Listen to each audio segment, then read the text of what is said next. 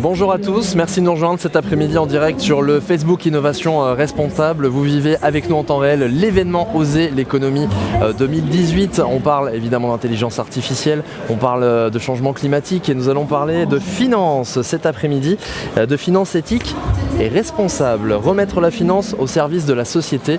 Mon invité est avec nous sur le plateau, il s'agit de Yamina Tadjedine. Bonjour Yamina. Bonjour. Et merci de répondre à nos questions cet après-midi.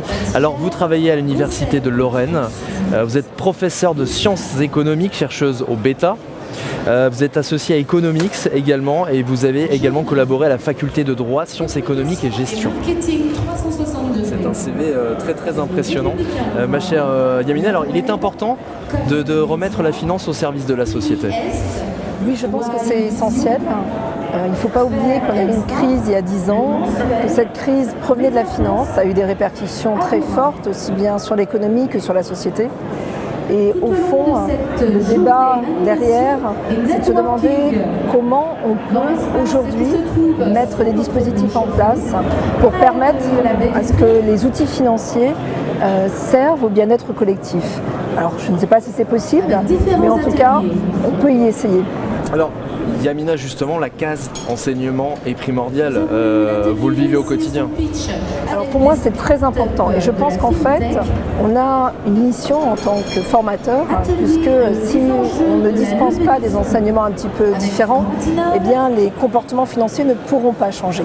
Et à ce sujet, nous venons de publier, vous avez la primeur puisque c'était lundi dernier, c'est un scoop, une note à l'Institut Veblen, donc avec Isabelle Coupé-Soubeyran, Stéphanie Serve, Laurent Cialom et moi-même, pour essayer de voir si l'enseignement avait changé depuis la crise de 2008. Et ce qu'il est apparu, c'est qu'au fond, malheureusement, on a des éléments qui sont entrés dans l'enseignement, tels que l'instabilité financière, le cycle de crédit, mais pas autant qu'on le souhaiterait. Par exemple, les fintech ou le shadow banking sont des choses qui ne sont pratiquement pas abordées. Alors, seul espace à s'être un petit peu ouvert, eh bien, c'est précisément cette question de la finance responsable, notamment dans les écoles de commerce où vous avez des chaires qui ont été créées à ce sujet et où on essaye de proposer des pratiques où on critique la finance et où on envisage des solutions citoyennes pour faire en sorte que la finance serve à nouveau. Oui, parce que pour les gens qui nous regardent cet après-midi, la finance s'autocritique. Peu, mais ça existe. Et précisément, je pense que les outils qu'on a aujourd'hui de communication permettent justement de critiquer et de faire apparaître des voies qu'on ne voyait pas quand vous avez que des organisations bancaires qui contrôlent. Et bien finalement, vous avez des projets entiers qui ne sont pas financés, par exemple comme des projets culturels. Et ce qu'on a vu émerger, eh bien, ce sont des plateformes qui ont permis des rapprochements et des financements pour des projets que concrètement les banques ne voulaient pas supporter. Et ça, c'est des choses qui ont vraiment éclos, je dirais, ces 10 dernières années, au croisement d'une critique sociale de la finance, mais aussi de projets alternatifs.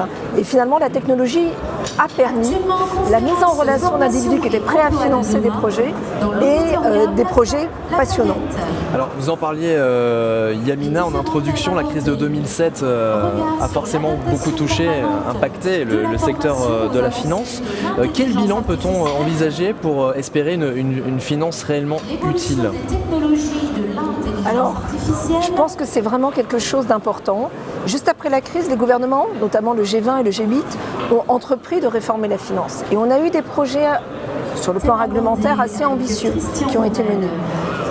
Donc, par exemple, sur la réglementation des banques avec BAL 3.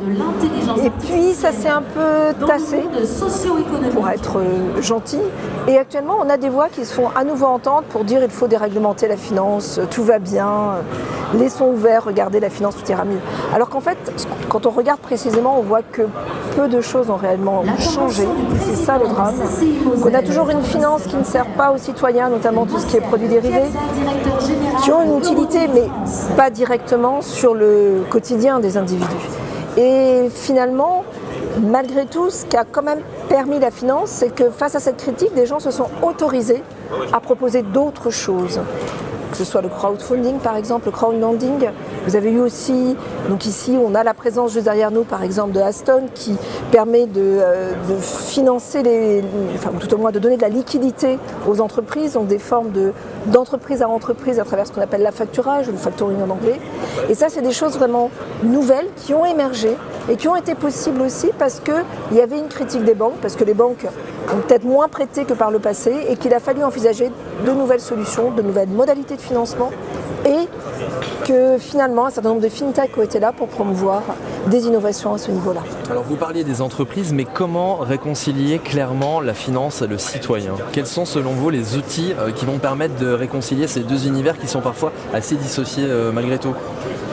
Alors moi, étant dans le monde éducatif, je vais d'abord dire l'éducation et je pense qu'on a un devoir, notamment en tant qu'enseignant à l'université, de vulgariser, d'expliquer et c'est pour ça que je suis ravie d'être là aujourd'hui.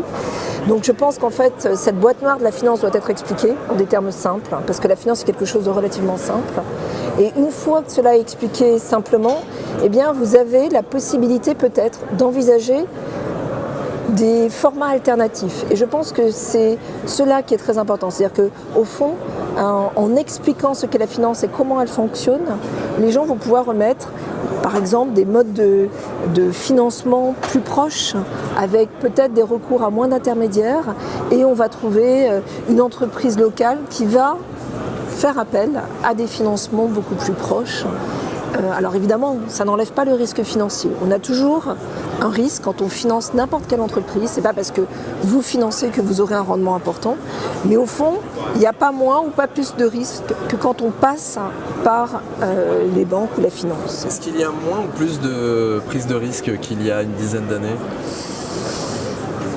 Alors je pense qu'en fait, alors évidemment les fintech restent quelque chose de limité. Malgré tout, par exemple, on a vu dans les Vosges récemment des entreprises qui sont financées que par ce mode-là, sans recourir aux banques.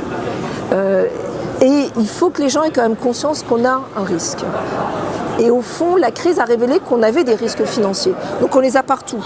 Maintenant, il faut peut-être se dire qu'est-ce que j'ai envie et au fond peut-être se dire que j'ai peut-être pas envie de gagner des milliers et des cents.